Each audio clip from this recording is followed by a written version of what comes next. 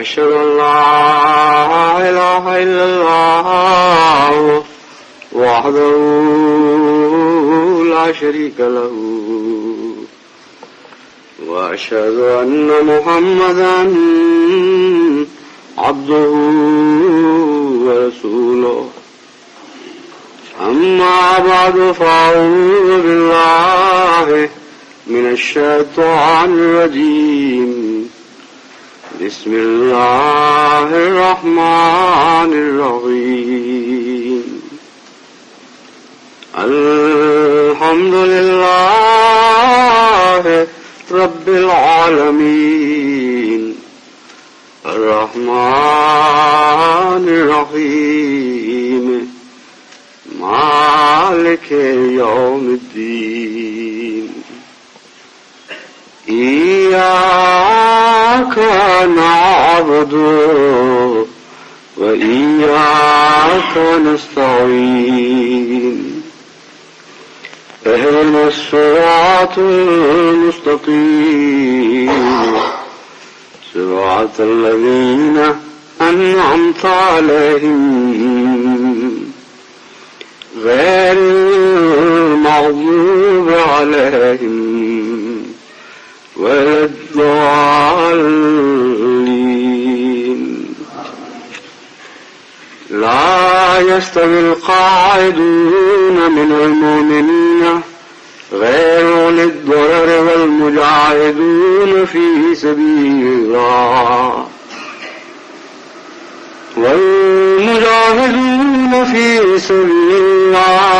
بأموالهم وأنفسهم فضل الله المجاهدين بأموالهم وأنفسهم على القاعدين درجات وكلا وعد الله الحسنى وفضل الله المجاهدين على القاعدين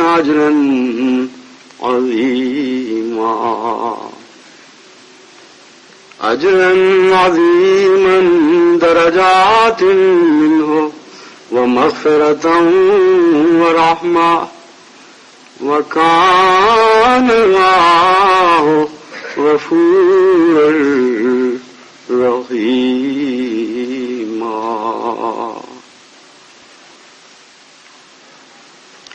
یہ دو آیات جو سورہ النساء کی آیات 96 اور 97 ہیں، ان کا ترجمہ یہ ہے کہ مومنوں میں سے وہ لوگ جو بیٹھ رہنے والے ہیں سوائے اس کے کہ وہ بیماری یا کسی دیگر آزار کے باعث مجبور ہوں، کسی قسم کی تکلیف کے نتیجے میں وہ عملاً کسی کام میں حصہ نہ لے سکتے ہوں، بس ایسے لوگ جو مومنوں میں سے بیٹھ رہنے والے ہیں وہ اور مجاہدین فی سبیل اللہ ایک جیسے نہیں. یعنی وہ مجاہدین فی سبیل اللہ جو اپنے اموال کے ذریعے بھی جہاد کر رہے ہیں، اپنی جانوں کے ذریعے بھی جہاد کر رہے ہیں، اللہ تعالیٰ نے ایسے مجاہدین کو جو اپنے اموال اور جانوں کے ذریعے خدا کی راہ میں جہاد میں مصروف ہیں، بیٹھ رہنے والوں پر ایک غیر معمولی درجہ عطا فرمایا ہے، ایک شاندار درجہ عطا کیا ہے. وَكُلًّا وَعَدَ اللَّهُ الْحُسْنَى، حالانکہ ویسے تو سب مومنوں کے لیے ہی خدا تعالیٰ نے حسن سلوک کا وعدہ فرمایا ہے، سب کے لیے ہی حسنہ عطا کرنے والا ہے، لیکن وَفَضَّلَ اللَّهُ الْمُجَاهِدِينَ عَلَى الْقَاعِدِينَ أَجْرًا عَظِيمًا، لیکن مجاہدین کے ساتھ جو غیر معمولی فضلوں کا سلوک ہے، بیٹھ رہنے والوں کو اس کے ساتھ کوئی نسبت نہیں، ان کے اوپر غیر معمولی درجہ اور غیر معمولی زیادہ رحمتوں کی بارشیں ہوں گی. جو مجاہدین ہیں درجات منہ، یہ ایسے عظیم مقامات ہیں جو خدا تعالیٰ کی طرف سے ان کو ملنے والے ہیں. درجہ کی بجائے یہاں درجات کہہ کر یہ غلط فہمی دور فرما دی کہ کوئی ایک ہی خاص مرتبہ ان کو عطا ہو گیا۔ درجات منہ میں ایک لامتناہی درجات کے سلسلے کا وعدہ فرما دیا گیا۔ تو پہلا لفظ درجہ جب واحد میں استعمال ہوا تو اس بات کے درجات نے یہ مسئلہ کھول دیا کہ وہ درجہ کن معنوں میں ہے۔ عربی قاعدہ ہے کہ جب نکرہ میں ایک واحد لفظ کو استعمال کیا جاتا ہے خصوصیت کے ساتھ، وہ اپنے اندر بہت ہی عظیم الشان اس کے اندر بہت ہی عظیم الشان معنی پیدا ہو جاتے ہیں، یعنی غیر معمولی شان پیدا ہو جاتی ہے اس میں۔ انہی معنوں میں حضرت اقدس محمد مصطفیٰ صلی اللہ علیہ وآلہ وسلم کو رسول منہ کے طور پر بیان فرمایا گیا کہ ایک بہت ہی عظیم الشان رسول۔ اسی طرح قرآن کریم میں اور بھی کئی مرتبہ حضرت صلی اللہ علیہ وآلہ وسلم کو نکرہ کے طور پر بیان فرما، آپ کا نام نکرہ کے طور پر لے کر آپ کے عظیم الشان لامتناہی حد ادراک سے باہر درجات کی طرف اشارہ فرمایا گیا۔ بس درجات نے یہ بتایا کہ وہاں درجہ کسی ایک خاص فضل کی طرف اشارہ کرنے کے لیے نہیں آیا تھا، بلکہ درجہ سے مراد یہ تھی کہ غیر معمولی بے انتہا بلند مقام اور مرتبہ ان کو عطا کیا گیا ہے، اور اس مقام اور مرتبے میں پیچھے بیٹھ رہنے والے شامل نہیں ہیں۔ درجات من ہو، یہ مقام اور مرتبہ ایسا ہے کہ اس کے نتیجے میں کثرت کے ساتھ اللہ تعالیٰ کی طرف سے ان کو عظیم الشان مراتب عطا ہونے والے ہیں۔ وہ مغفرت و رحمہ، اور بخشش بھی ہے اور رحمت بھی ہے۔ وکان اللہ غفور الرحیمہ، اور اللہ تعالیٰ بہت ہی مغفرت کرنے والا اور بے حد رحم فرمانے والا ہے۔ اس آیت پر غور کرنے سے یا ان آیات پر غور کرنے سے معلوم ہوتا ہے کہ ان میں قتال والے جہاد کا ذکر نہیں ہے۔ اس کی وجہ یہ ہے کہ قتال کے وقت جبکہ جہاد تلوار کی جنگ میں تبدیل ہو چکا ہو، اس وقت جو لوگ پیچھے بیٹھ رہتے ہیں اور ان کے پاس کوئی عذر نہیں ہوتا، ان کے متعلق تو قرآن کریم میں بہت ہی سخت وعید آتی ہے، اور ایک سے زیادہ مرتبہ ان کے متعلق خدا تعالیٰ کی سخت ناراضگی کا اظہار ملتا ہے، اور بہت ہی سخت تنبیہ ہے جس سے معلوم ہوتا ہے کہ ان کی سب نیکیاں ضائع ہو جائیں گی اگر وہ پیچھے بیٹھ رہیں گے، اور جب ساری قوم موت اور زندگی کی جد و جہد میں مبتلا ہو اور قتال ہو رہا ہو تو کسی مومن کو جو مجبور اور معذور نہ ہو، قرآن کریم یہ حق ہی نہیں دیتا کہ وہ بلا عذر قتال سے باہر رہے۔ اس کے باوجود یہاں جن قائدین کا ذکر ہے ان کا ذکر فرماتے ہوئے دو باتیں بڑی نمایاں نظر آتی ہیں۔ ایک تو یہ کہ کسی قسم کی کوئی وعید کہیں نہیں ملتی، کوئی ناراضگی کا اظہار نہیں ملتا، کوئی نارے جہنم کی وعید نظر نہیں آتی۔ اور دوسری بات یہ کہ اگرچہ ان کے اوپر جہاد کرنے والوں کے درجات کا بیان تو ہے، لیکن ان کو بھی خدا تعالیٰ کی طرف سے حسنہ سے باہر نہیں رکھا گیا، بلکہ جملہ معترضہ کے طور پر بیچ میں آیت کا یہ ٹکڑا داخل فرمایا گیا، وَكُلًّا وَعَدَ اللَّهُ الْحُسْنَى، پہلے مضمون کو چھوڑ کر بیچ میں اس کو داخل کر دیا گیا تاکہ یہ بات واضح ہو جائے کہ ان لوگوں پر بھی خدا تعالیٰ کا فضل تو بہرحال ہے، ان سے حسن سلوک کا وعدہ موجود ہے۔ اس کے باوجود دوسروں کو ان پر بہت فضیلت ہے جو خدمت دین میں بہت آگے اور پیش ہیں۔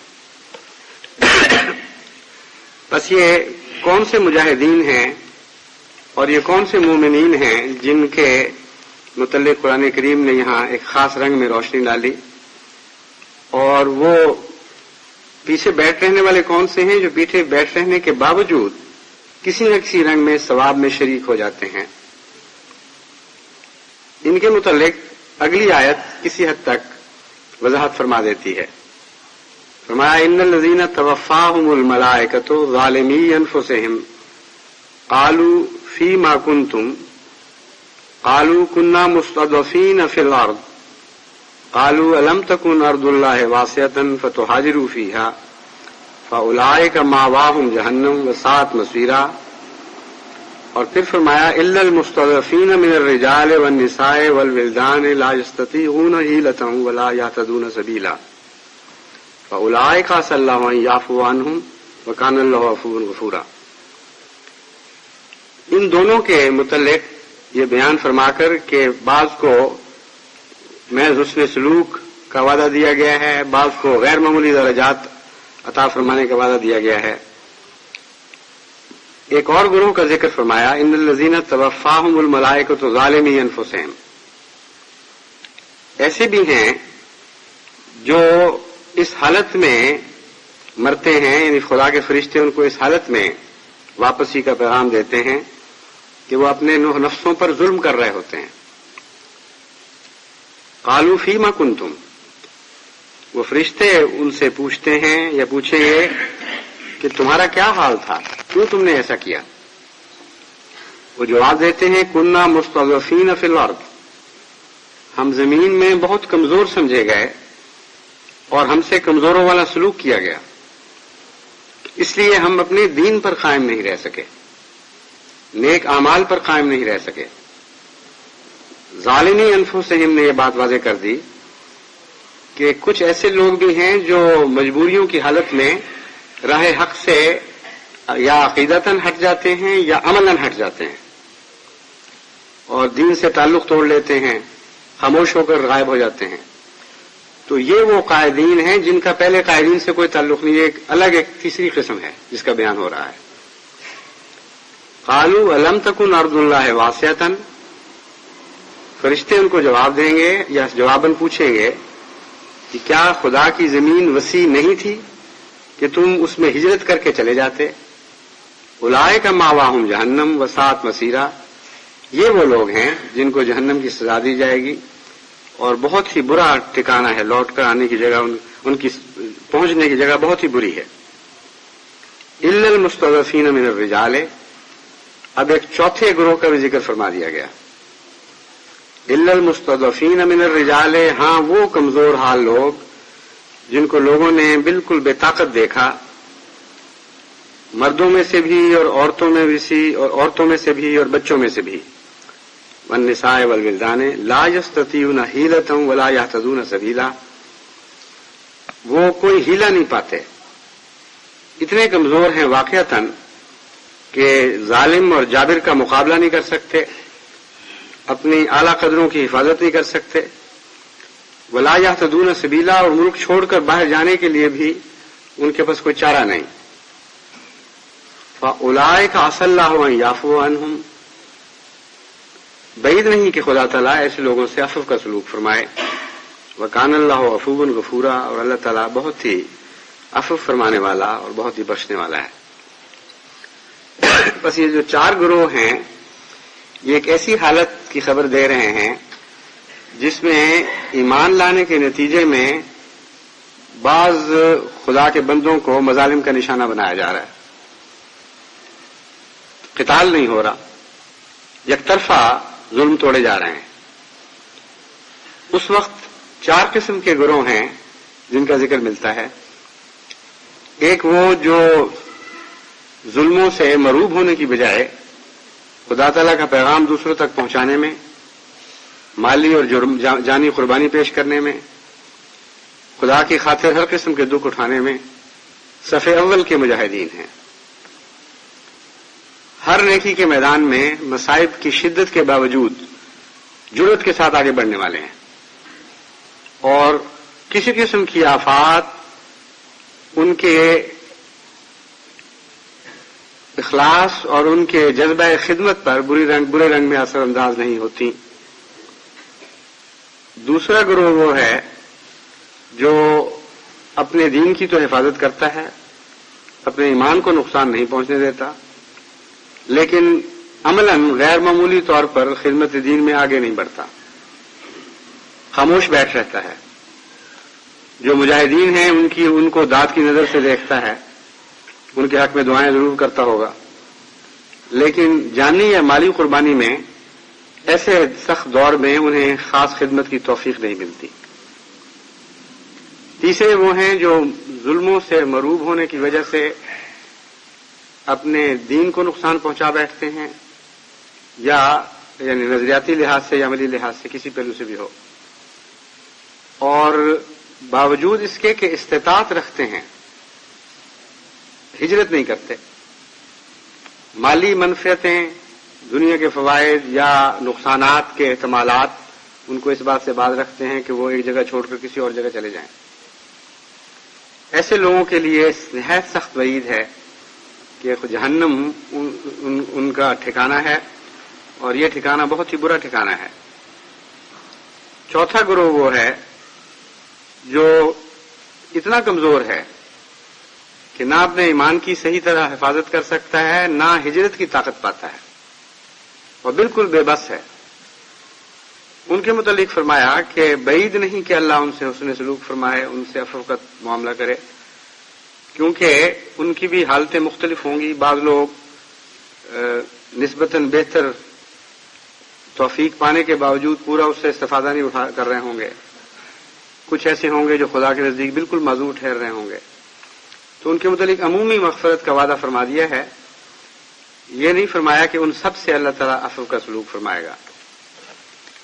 تو ان چاروں آیات میں جو مضمون نظر آ رہا ہے وہ ایک ماحول ہمارے سامنے لا کھڑا کرتا ہے، ایک ظلم اور تشدد کا ماحول جس میں خدا کے کچھ بندے مجبور اور بے طاقت کئی قسم کے مظالم کا نشانہ بنائے جا رہے ہیں، اور ان میں پھر مختلف حالتوں میں ہمیں اللہ کے نام پر مظالم کا نشانہ بنتے ہوئے ہمیں مختلف حالتوں میں لوگ دکھائی دیتے ہیں جن کے رد عمل مختلف ہیں، جن کا میں نے بیان کر دیا ہے۔ اب میں آپ کو یہ بتانا چاہتا ہوں کہ کیوں میں نے خصوصیت کے ساتھ ان آیات کا انتخاب کیا، اور کیوں صرف پہلی 2 آیات تلاوت کی ہیں اور باقی پہلی 2 آیات کی وضاحت کے لیے بعد میں پڑھی۔ آج کے خطبے کے لیے میں نے صرف پہلی 2 آیات کو خصوصیت کے ساتھ سامنے رکھا ہے۔ بہت سی باتیں ان آیات میں ایسی بیان ہوئی ہیں جو سرسری نظر سے معلوم نہیں ہوتی، لیکن اگر آپ گہرا مطالعہ کریں تو زندہ رہنے کے بہت سے گر ان آیات میں سکھا دیے گئے ہیں۔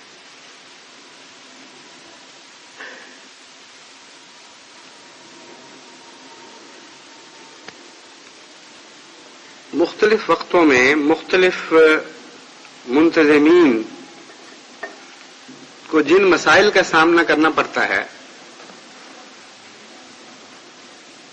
دراصل ان کے انتظام کی صلاحیت نمایاں طور پر اجاگر ہو کر اس وقت ابھرتی ہے جب وہ مشکلات کے دور میں سے گزر رہے ہوں اور شدید مخالفت کا سامنا ہو، یہاں تک کہ یہ خطرہ ہو کہ اگر مستعدی کے ساتھ حالات کا مقابلہ نہ کیا گیا تو قوم شاید صفحہ ہستی سے مٹا دی جائے۔ ایسے حالات بھی قوموں پر آتے ہیں۔ جہاں تک الہی جماعتوں کا تعلق ہے، خدا کا وعدہ ہے کہ دشمن کو ہرگز توفیق نہیں ملے گی کہ وہ انہیں صفحہ ہستی سے مٹا دیں، اس لیے اس خطرے کا تو کوئی سوال ہی پیدا نہیں ہوتا۔ جہاں تک ذمہ دار منتظمین کا تعلق ہے، ان کے پھر مختلف قسم کے حالات ہیں۔ 2 گروہ خاص طور پر ایسے ہیں جن کا اس پہلی آیت کریمہ میں ذکر ہے اور جن کے متعلق میں جماعت کو متوجہ کرنا چاہتا ہوں۔ ہمارے امراء اور پریزیڈنٹ صاحبان اور دیگر عہدے داران کو یہ بات پیش نظر رکھنی چاہیے کہ مومنوں کے پہلے 2 درجات جن کو صف اول اور صف دوم کے درجے کے مومن قرار دیا جا سکتا ہے، ان کا اس آیت میں ذکر ہے۔ ایک وہ ہیں جو ہر حال میں، ہر مشکل کے وقت بہرحال سابقون میں شامل رہتے ہیں اور خدا کی خاطر ہر مصیبت کے دور میں بھی خدمت دین سے پیچھے نہیں ہٹتے. بہت سے امراء اور عہدیداران ہیں جو ان کے حال پر نظر رکھ کر راضی ہو جاتے ہیں اور سمجھتے ہیں کہ یہ جو خدمت دین ادا کر رہے ہیں بس یہی کافی ہے. حالانکہ ایک اور طبقہ بھی ہے جس کا اس آیت میں ذکر فرمایا گیا ہے، اور وہ ہے بیٹھ رہنے والوں کا دوسرا طبقہ، جو ایمان کے لحاظ سے زخمی نہیں ہوتے، حقیقتاً مومنوں کے ساتھ ہی ہیں، اور ان سے بھی خدا تعالیٰ حسن سلوک فرمائے گا، لیکن وہ ایسا طبقہ ہے جو عملاً عظیم قومی جہاد میں شامل نہیں ہے. ایسے لوگ ایسے بہت سے ایسے منتظمین ہیں، ایسے چند نہیں بلکہ بہت سے ایسے منتظمین ہیں. جہاں تک میں نے دنیا کے جماعتوں کا جائزہ لیا ہے، میرا خیال ہے بدقسمتی سے اکثریت ہمارے منتظمین کی ایسی ہے جو اس دوسرے طبقے کو نظر انداز کر دیتی ہے اور ان پر کام نہیں کرتی. نتیجتاً ان کی جماعتوں کی حالت یکساں سی رہتی ہے، یعنی مقامی کوششوں کے نتیجے میں وہ ترقی نہیں کرتی.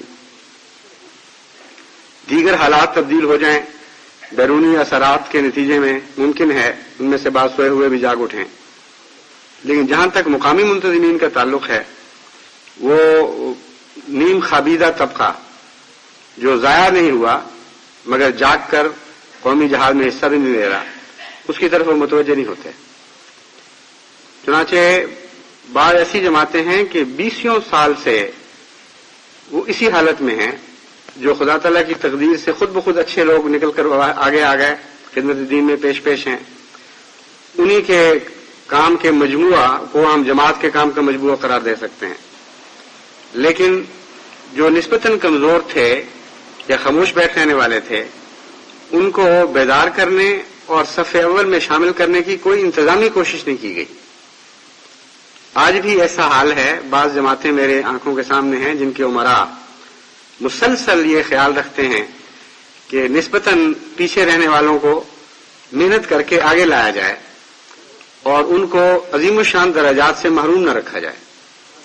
چنانچہ دن بدن ان جماعتوں کی حالت پہلے سے بہتر ہوتی چلی جاتی ہے. اور جیسا کہ میں نے بیان کی ہے، اکثر صورتوں میں پریزیڈنٹ کو یا امیر کو بنے بنائے جو مخلصین مل جائیں وہ ان پر راضی رہتا ہے اور خود مخلص بنانا آتا نہیں. اور آج کل ہم جس دور میں سے گزر رہے ہیں، ہمیں کثرت کے ساتھ ان دونوں میں سے صف اول کے مومنین کی ضرورت ہے، کیونکہ مسائل اور مشکلات بڑھتے جا رہے ہیں. کچھ ایسے ہیں جو ہماری آنکھوں کے سامنے ظاہر ہو چکے ہیں، بہت سے ایسے ہیں جن کی دشمن تیاری کر رہا ہے، جن کی خبریں ہمیں دنیا کے کونے کونے سے موصول ہو رہی ہیں. اگر آپ کو یہ اندازہ ہو کہ جماعت احمدیہ کی مخالفت کے لیے کتنے نئے اسکول اور کالج اور جامعہ کھولنے کا منصوبہ بن چکا ہے، اس کی شرارت کے جتنے بھی پہلو ممکن ہیں ان سب کو مد نظر رکھتے ہوئے تیاری کی جا چکی ہے. اربوں روپیہ دنیا میں خرچ کر کے آئندہ نسلوں میں جماعت احمدیہ کے خلاف زہر پھیلانے اور مشکلات کے بیج پہ بونے کے جو سامان کیے جا رہے ہیں، اگر ان کا آپ کو اندازہ ہو تو آپ میں سے جو کمزور ہیں وہ ممکن ہے مایوس ہو جائیں. بہت بڑی بڑی طاقتیں ہیں جو اس پر کام کر رہی ہیں، اور ایسے دنیا کے ممالک جن میں اس وقت آپ کو امن دکھائی دے رہا ہے، ان کے متعلق بھی نہایت ہی خطرناک منصوبے ہیں جو اس وقت زیر عمل ہیں. اللہ تعالیٰ اپنے فضل کے ساتھ جماعت کو باوجود اس کے کہ ہمارے ہاں کوئی جاسوسی کا نظام نہیں ہے، ان باتوں سے باخبر رکھتا ہے. کہیں نہ کہیں سے جہاں یہ باتیں پنپ رہی ہوتی ہیں، اللہ تعالیٰ ایسے سامان پیدا فرما دیتا ہے کہ جماعت کے کسی مخلص دوست کو اطلاع ملتی ہے اور پھر وہ جو بھی اطلاع ملتی ہے وہ آگے ہمیں پہنچا دیتا ہے. تو کچھ مخالفت ظاہر ہے اور کچھ مخالفت مخفی ہے ابھی، جس کی بہت سی تیاری کی جا رہی ہے. اسی طرح مخالفت سے قطع نظر جماعت کے کام جو نئے نئے ابھر رہے ہیں، نئے نئے منصوبے ہمارے سامنے آ رہے ہیں، نئی نئی ترقی کی راہیں اللہ تعالیٰ کھول رہا ہے، نئے محنت کے میدان ہمارے سامنے ظاہر ہو رہے ہیں، اس کے لیے مثبت پہلو سے بھی دیکھیں تو ہمیں بہت زیادہ خدمت دین کرنے والوں کی ضرورت ہے. تو ذمہ داریاں اتنی زیادہ ہیں کہ یہ چند آدمی جو خود بخود اخلاص کے ساتھ پیدا ہو جاتے ہیں، جن کا خدا تعالیٰ نے فرمایا ہے، ذکر فرمایا کہ ہر حالت میں انہوں نے خدمت دین کرنی ہی کرنی ہے، کوئی حالات کی تبدیلیوں نے باز نہیں رکھ سکتی، وہ ہمیشہ صف اول میں رہیں گے، جان مال کی قربانی میں ہمیشہ پیش رہیں گے. ان پر بنا کرتے ہوئے، ان پر راضی رہتے ہوئے جو امراء اور پریزیڈنٹ صاحبان یہ خیال کرتے ہیں کہ مستقبل کی ذمہ داریوں کو ادا کر سکیں گے، وہ غلطی میں ہیں.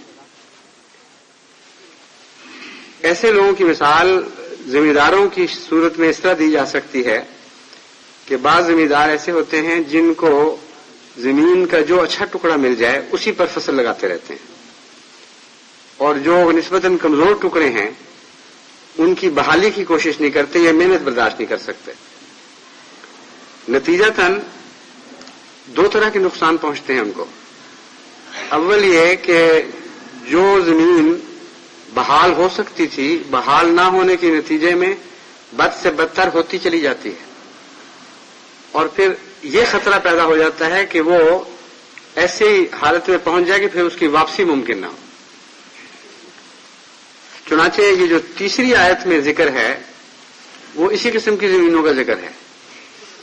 ابتدا میں اچھے بھلے مومن ہوں گے، خدمت دین سے غافل رہنے کے نتیجے میں رفتہ رفتہ سرکنے شروع ہوئے، یہاں تک کہ مستضعفین جیسا کہ لوگوں نے دیکھا واقعتاً مستضعفین ہو گئے، یعنی ضعف زدہ ہو گئے، مستضعفین نہیں رہے بلکہ ضعف زدہ بن گئے.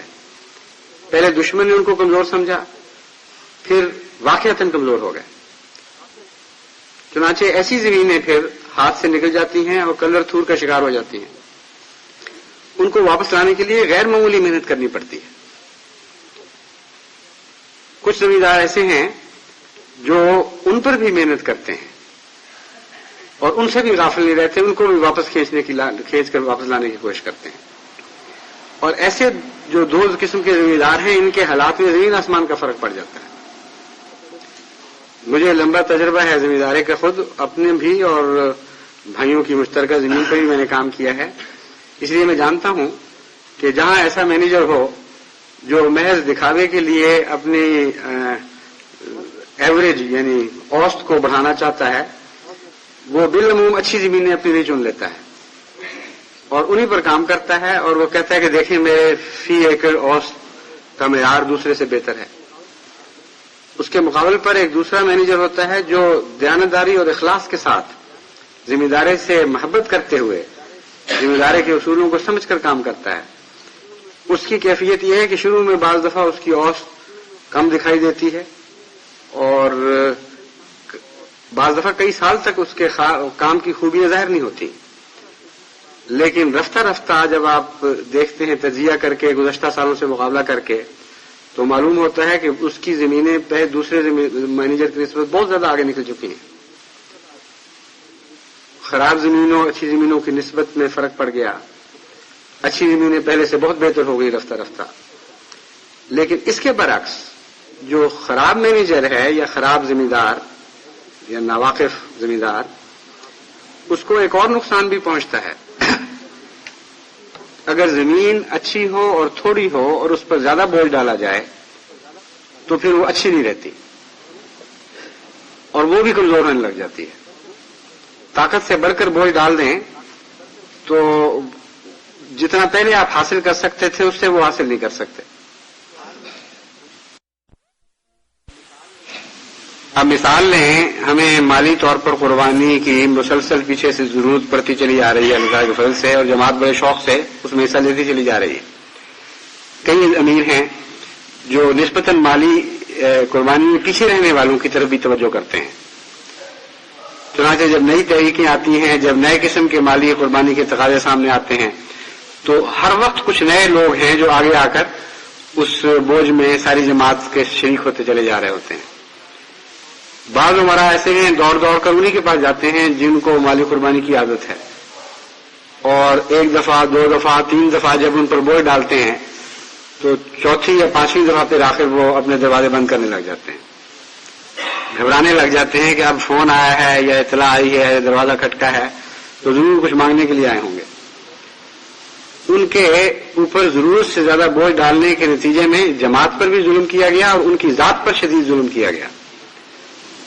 اس سے پہلے وہ اخلاص کے ساتھ قربانی کرتے تھے، اس سے پہلے ان کو قربانی میں لطف آتا تھا، لیکن جب طاقت سے بڑھ کر بوجھ ڈال دیا گیا تو پہلے ان کا لطف ضائع کیا گیا، یہ ان پر ظلم کیا گیا. پھر لطف کی بجائے بدمزگی شروع ہوئی اور بوجھ کا احساس بڑھنا شروع ہوا، جس کے نتیجے میں قربانی کے ثواب سے بھی وہ محروم رہ گئے. تو اچھی زمینوں کو یہ لوگ بری زمینوں میں تبدیل کرنے والے ہوتے ہیں. اس وقت جماعت جس دور میں سے گزر رہی ہے، اس وقت ہمارے کاموں پر بوجھ بڑھنے والے ہیں. مخالفت کے مقابلے کے لحاظ سے بھی 1-2 ملکوں کی بات نہیں رہے گی. آئندہ چند سالوں یا 8 یا 10 سال کے اندر میں سمجھتا ہوں کہ دنیا میں کئی ممالک ایسے ظاہر ہوں گے جہاں جماعت احمدیہ کے خوف کے نتیجے اس سے ڈر کر یہ محسوس کر کے کہ یہ جماعت غالب آنے والی ہے، بڑی شدید مخالفتیں ہوں گی. وہ چند مخلصین جو اس وقت ساری جماعت کا بوجھ اٹھائے ہوئے ہیں وہ کافی نہیں ہوں گے اس وقت. اب وقت ہے ہمارے پاس کہ ان نسبتاً غافل لوگوں کو جو خدا کی غضب کے نیچے ابھی نہیں آئے، ان سے حسن سلوک کا وعدہ بھی جاری ہے، جن کا ایمان سلامت ہے، ان کو دین سے محبت ضرور ہے مگر کمزور ہیں، ان کو آگے لایا جائے اور ان کے اوپر ذمہ داریاں ڈالی جائیں. جن جماعتوں میں اس طرح توجہ دی جاتی ہے وہاں حیران ہو جاتا ہے انسان یہ دیکھ کر کہ کثرت سے لوگ نکلنے شروع ہو جاتے ہیں.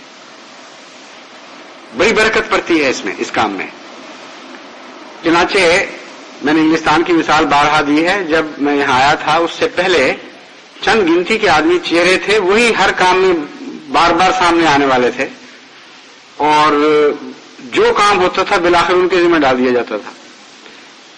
لیکن اب کئی گنا زیادہ کوئی نسبت ہی نہیں رہی. ایسے نوجوان، ایسے بوڑھے، ایسے مرد، ایسے عورتیں کاموں میں آگے آ گئے ہیں کہ پہلے ان کے متعلق وہمہ بھی نہیں ہو سکتا تھا کہ یہ خدمت دین کی صلاحیت رکھتے ہیں.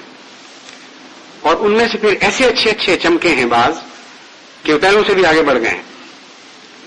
زمیندارے میں بھی میں نے یہی دیکھا ہے، بعض دفعہ جن زمینوں کو چھوڑا جاتا ہے جب ان کی اصلاح کی جاتی ہے تو اتنا پھر پھل دیتی ہیں کہ جن کو ہم پہلے اچھی زمینیں سمجھا کرتے تھے ان سے بھی بہت آگے بڑھ جاتی ہیں. تو جماعت میں خدمت دین کرنے والوں کی کمی نہیں ہے. ایک تو خوشخبری ہمیں بہرحال نظر مل چکی ہے کہ فتنہ و فساد کی انتہا کے باوجود بہت شاذ وہ لوگ ہیں جن کا تیسری آیت میں ذکر کیا گیا ہے، یعنی ظالمی انفسہم. پاکستان کے ایسے شدید خطرناک حالات میں ایسے لوگ جو مرتد ہو گئے یا جماعت سے منہ موڑ کر چھپ گئے، نظروں سے اوجھل ہو گئے، وہی ظالمی انفسہم ہیں. ان کی تعداد دیکھیں، گنتی کے چند لوگ ہیں.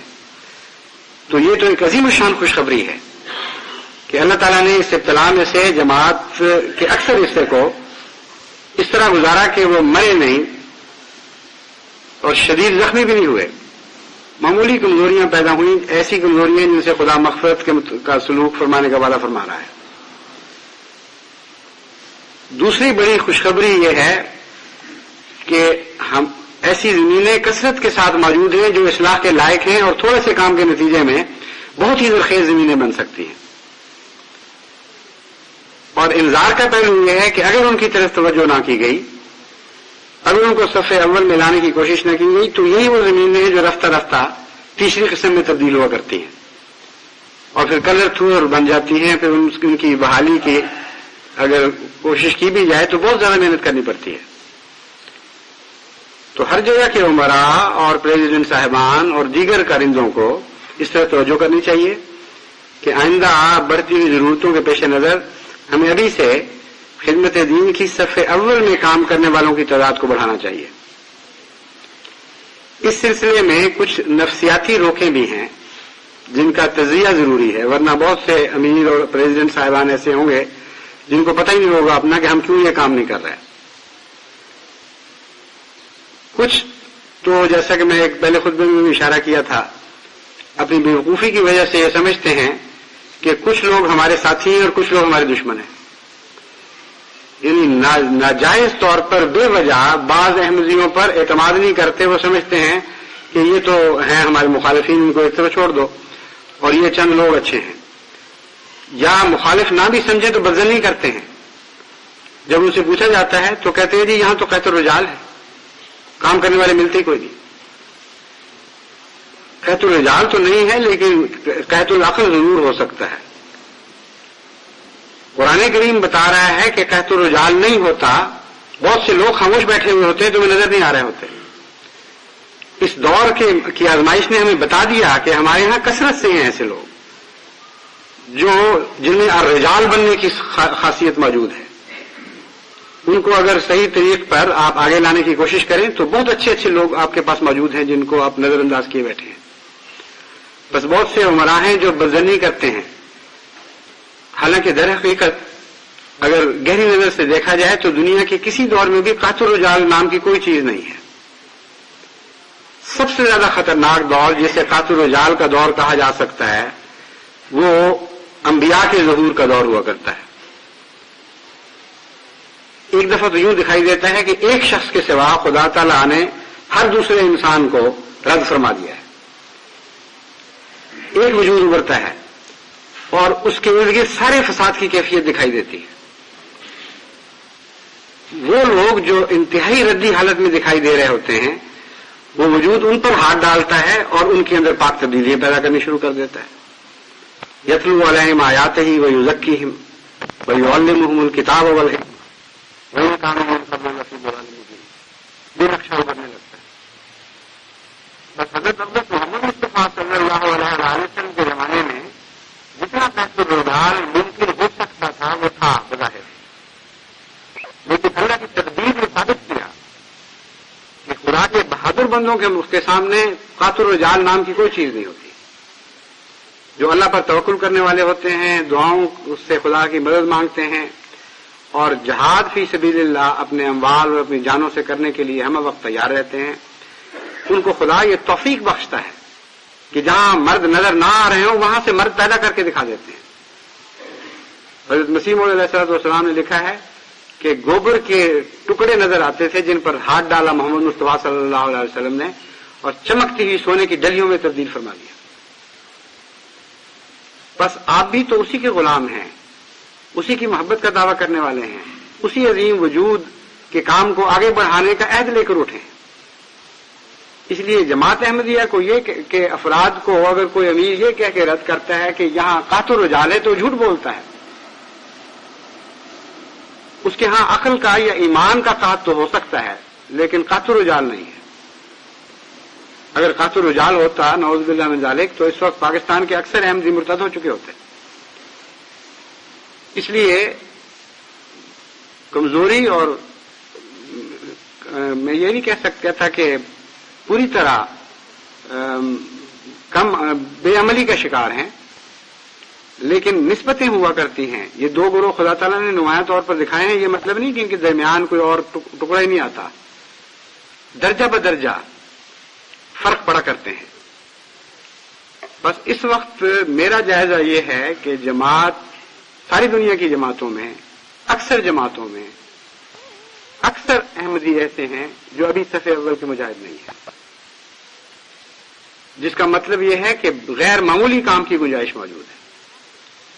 اگر آپ ان سب کی تمام صلاحیتوں کو صف اول کی صلاحیتوں میں تبدیل کر دیں تو اتنی بڑی طاقت جماعت احمدیہ بن چکی ہے کہ ساری دنیا کی طاقتیں مل کے بھی اس کا مقابلہ نہیں کر سکتی. یہ طاقتیں خدا نے دیکھی ہیں تو ہم پر بوجھ ڈالے ہیں. یہ طاقتیں خدا کی تقدیر کو دکھائی دی ہیں تبھی اتنے بڑے بڑے ابتلاؤں میں سے جماعت کو خدا تعالیٰ نے گزارنا شروع کیا ہے. بس ان کا مقابلہ کرنے کے لیے بہت بڑی ذمہ داری عائد ہوتی ہے امرائے جماعت پر اور پریزیڈنٹ صاحبان پر یا دیگر عہدے دار، وہ قائد کہلائیں یا زعیم کہلائیں، جو نام بھی ان کا رکھیں. طریقہ کار یہ ہونا چاہیے کہ کچھ پیچھے ہٹنے والے یا کمزور رہنے والے آدمیوں کے اوپر تھوڑی تھوڑی ذمہ داریاں ڈالنا شروع کریں، ان کو اپنے ساتھ ملائیں، ان سے محبت اور پیار کا سلوک کریں، ان پر اعتماد کریں. ان سے کہیں کہ یہ کام جماعت کے ہونے والے ہیں، چند ہی آدمی ہیں، ان پر بار بار بوجھ ڈالے جاتے ہیں، وہ خطرہ ہے وہ تھک نہ جائیں یا ان کی طاقت سے بوجھ بڑھ نہ جائے، اس لیے آپ تھوڑا سا ان کو سہارا دیں۔ چنانچہ بعض اچھے آدمیوں کے ساتھ بعض کمزور آدمی شامل کیے جائیں، نوجوانوں کو بھی پکڑا جائے اور کچھ نہ کچھ کام دیا جائے۔ کام اگر دیا جائے اور کوئی کام کر لے تو کسی شخص کا یہ احساس کہ میں نے ایک اچھا کام کیا ہے، یہی اس کی جزا ہوا کرتی ہے، اور آئندہ کام کے لیے طلب دل میں پیدا ہو جاتی ہے۔ ایک ایسا اہم نفسیاتی نقطہ ہے جس کو بھلا دینے کے نتیجے میں ہم بہت سے اپنے آدمیوں کو ضائع کر دیتے ہیں۔ کسی آدمی کو پکڑیں، اس سے کوئی اچھا سا کام لے لیں اور پھر دیکھیں کہ اس کے اندر کیسی بشاشت پیدا ہوتی ہے، اور آئندہ اتنا کام نہیں بلکہ اس سے زیادہ کام کرنے کی صلاحیت اس میں پیدا ہو جاتی ہے۔ اسی طرح رفتہ رفتہ ترقی ہوتی ہے اللہ تعالیٰ کے فضل کے ساتھ، اور یہ کام ایسا نہیں ہے جو ایک دو دن میں ہو، بعض دفعہ مہینوں، بعض دفعہ کئی سال چاہیے، لیکن ایسی جماعتیں جو اس طرح اپنے کمزوروں کو طاقتوروں میں تبدیل کرنے کا عزم رکھتی ہیں اور حکمت کے ساتھ منصوبہ بنا کر ان پر کام کرتی ہیں، ان کی حالت دن بدن بدلتی چلی جاتی ہے۔ اللہ کے فضل سے دنیا میں کئی ایسی بڑی بڑی جماعتیں ہیں جو بڑے بڑے صوبوں کا بوجھ اٹھانے کے قابل ہو گئے، بڑے بڑے ملکوں کا بوجھ اٹھانے کے قابل ہو گئے، اور ایسی کثرت سے جماعتیں ہیں جو ابھی بیدار نہیں پوری طرح۔ بس اللہ تعالیٰ نے جو یہ فرمایا کہ مومنوں میں سے جو قائدین ہیں بیٹھ رہنے والے، ان میں اور آگے بڑھنے والوں میں بہت فرق ہے، غیر معمولی فرق ہے۔ تو اس میں ایک خاص نقطہ ہے جو ہمیں بیان فرمایا گیا، جو ہمیں نظر انداز نہیں کرنا چاہیے۔ جتنا ان میں فرق ہے اتنا ہی ہم ان کے درجات سے محروم ہو رہے ہیں۔ معلوم یہ ہو رہا ہے کہ ہم میں سے جو بہترین کام کرنے والے ہیں وہ ناکام کرنے والوں سے اتنا آگے نکل چکے ہیں کہ اگر ناکام کرنے والوں کو قدم ہم بڑھانے شروع کریں، ان کو ان کے ساتھ ملانے کی کوشش کریں، تو بہت سے درجات سے گزر کر ان کو وہاں تک پہنچنا ہوگا، اور جتنے درجات سے وہ گزریں گے اتنا ہی جماعت کو فائدہ ہے۔ ہر درجے پہ وہ جماعت کے لیے کچھ حاصل کرنے والے ہوں گے، ان کی کوششیں ہر مقام پر جماعت کے لیے کوئی پھل پیدا کریں گے۔ ترقی کی لامتناہی گنجائش موجود ہے، یہ بتا رہی ہے۔ اپنے اولین کو دیکھو اور اپنے آخرین کو دیکھو کہ تمہارے اندر پوشیدہ صلاحیتیں موجود ہیں۔ بس اس نقطۂ نگاہ سے دنیا کی ہر جماعت میں باقاعدہ منصوبہ بننا چاہیے، ملکی سطح پر بھی، صوبائی سطح پر بھی اور جماعتی سطح پر بھی، اور ایسے لوگ جن کی بہت سی صلاحیتیں ابھی ہارنس نہیں ہوئی، ان کے اوپر ذمہ داریوں کے بوجھ نہیں ڈالے گئے، ان کے متعلق منصوبے بنائے جائیں کہ کس طرح ان کو آہستہ آہستہ جماعت کے غیر معمولی فعال اور خدا کی رضا حاصل کرنے والے وجودوں میں تبدیل کرنا ہے۔ میں امید رکھتا ہوں کہ اگر ہم ساری دنیا میں اس منصوبے پر عمل شروع کر دیں تو اس کے غیر معمولی فوائد فوری اگر نظر نہ بھی آئے تو آئندہ چند سال میں ظاہر ہوں گے، اور ہمارے جتنے بھی نیک منصوبے ہیں ان سب میں برکت پڑ جائے گی۔ منصوبے اچھے جتنے چاہیں ہوں، اگر اچھے کارکن میسر نہ ہوں تو منصوبے بے معنی ہو جایا کرتے ہیں۔ اچھے کارکن میسر ہوں مگر تعداد کافی نہ ہو اور منصوبہ زیادہ بوجھ اٹھانے والا ہو تو پھر بھی انسان بہت سی برکتوں سے محروم رہ جایا کرتا ہے۔ تو جماعت میں اللہ تعالیٰ کے فضل سے نہایت اعلیٰ منصوبوں کی کوئی کمی نہیں ہے، جماعت خود ایک نہایت اعلیٰ منصوبہ ہے، لیکن کام کرنے والوں کی کمی ہے، اور جتنا آپ نے ترقی کی ہے اتنا اس کمی کا احساس زیادہ پیدا ہوا ہے۔ گزشتہ چند سال میں اللہ تعالیٰ کے فضل سے اس ابتلا کے نیک پھل کے طور پر خدا نے جماعت کو بہت ہی ترقی عطا فرمائی ہے، اور اس ترقی نے میری توجہ اس بات کی طرف مبذول کی ہے کہ اگر سارے ہم شامل ہو جائیں اور اپنا سب کچھ اس راہ میں ڈال دیں تو سینکڑوں گنا زیادہ ترقی اور ممکن ہے۔ بہت سے درجات ہیں جنہیں ہم نے ابھی طے کرنا ہے اور جو ہمارے منتظر ہیں۔ تو اللہ تعالیٰ ہمیں توفیق عطا فرمائے۔ یہ کام ایک دو سال میں تو ہونے والا مکمل نہیں ہوا کرتا، کسی خوش فہمی کا شکار نہیں ہونا چاہیے. لمبی محنت ہے جو چاہیے. جس طرح زمینیں بحال نہیں ہوا کرتی اس طرح انسان بھی اتنی جلدی بحال نہیں ہوا کرتے. وقت لگتا ہے, بہت محنت چاہیے, نئی نئی ترکیبیں پھر آپ کو سوجیں گی اور 4, 5, 10 سال کے اندر مسلسل جماعت کی حالت بدلتی رہے گی. بہت ضروری ایک اور نقطۂ نگاہ سے بھی ہے, اگر آپ کے پاس اچھے مربی اور نہ آئے تو نئے آنے والوں کی تربیت سے ہم محروم رہ جائیں گے, اور اس کے نتیجے میں پھر بہت سے خطرات ہیں جو درپیش ہوں گے. ہمارا کردار بدل جائے گا, بجائے اس کے کہ ہم مؤثر ہوں لوگوں پر, ہم متاثر ہو جائیں گے. تو جتنی نئی قومیں کثرت کے ساتھ آنے والی ہیں, جن کے آثار ظاہر ہو گئے ہیں, جن کے ہراول دستے داخل ہونا شروع ہو گئے ہیں جماعت میں, ان قوموں کی تربیت کا تقاضا ہے کہ ہم جلد سے جلد اپنے مربیوں کی تعداد بڑھائیں. اللہ تعالیٰ ہمیں اس کی توفیق عطا فرمائے.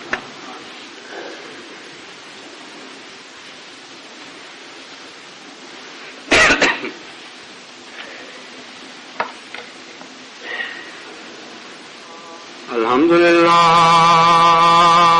نحمده ونستعینه ونستغفره ونؤمن به ونتوکل علیہ ونعوذ باللہ من شرور انفسنا ومن سیئات اعمالنا من يهده الله فلا مضل له ومن يضلله فلا هادي له ونشهد أن لا إله إلا الله وحده لا شريك له ونشهد أن محمدا